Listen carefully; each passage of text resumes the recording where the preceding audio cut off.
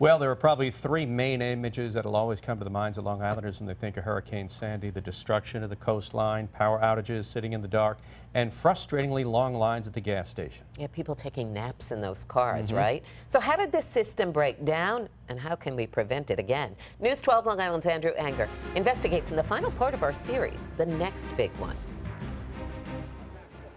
It was the storm after the storm. This hit me too much. Angry's not the word for it. Countless hours spent in lines waiting for gas after Sandy had Long Islanders at the boiling point. This is nonsense. So why did this happen? How high was the water around here? You see this white wall with the stairs over there? That was underwater.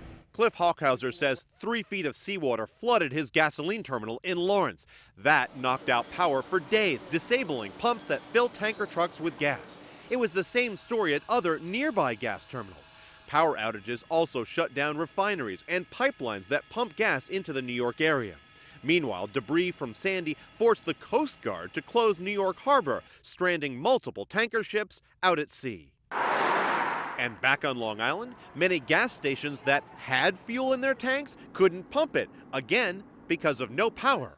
Some called it a perfect storm. In all my years in business, I've never dealt with anything like that. So how can we prevent another gasoline crisis from happening in the region again? Critics say the Northeast fuel industry needs a top-to-bottom overhaul.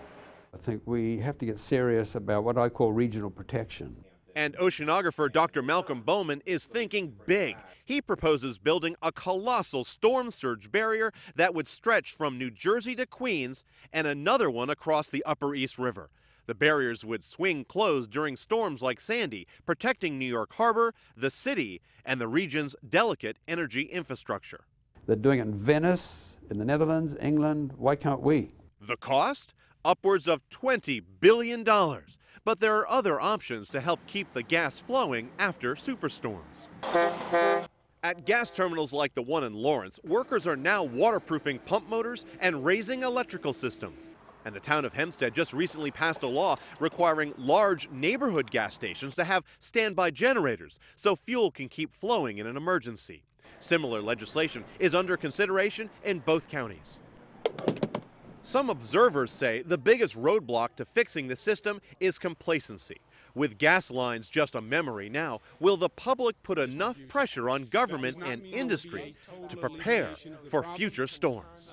It will happen again. And it could easily happen in our lifetimes. Andrew Anger, News 12, Long Island. If you'd like to learn more about proposals to build those storm surge barriers protecting New York Harbor, you can head to our website, news12.com. Click on numbers and links. To see more of Andrew's interview with the Stony Brook University professor, go to channel 612. Click on News 12 Extra. There you can also see last night's full The Next Big One show.